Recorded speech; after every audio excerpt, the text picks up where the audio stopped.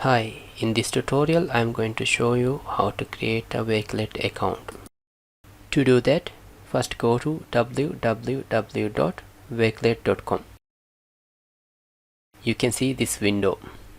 To create a new account, just click the green color sign up or sign up for free button.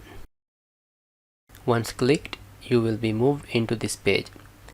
There are several options you can use to sign up. Choose the best option available for you.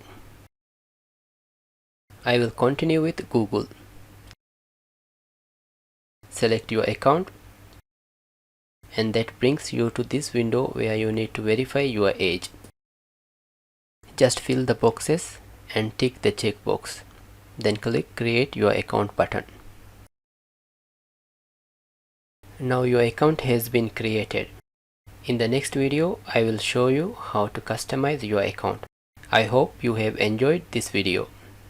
See you in the next tutorial.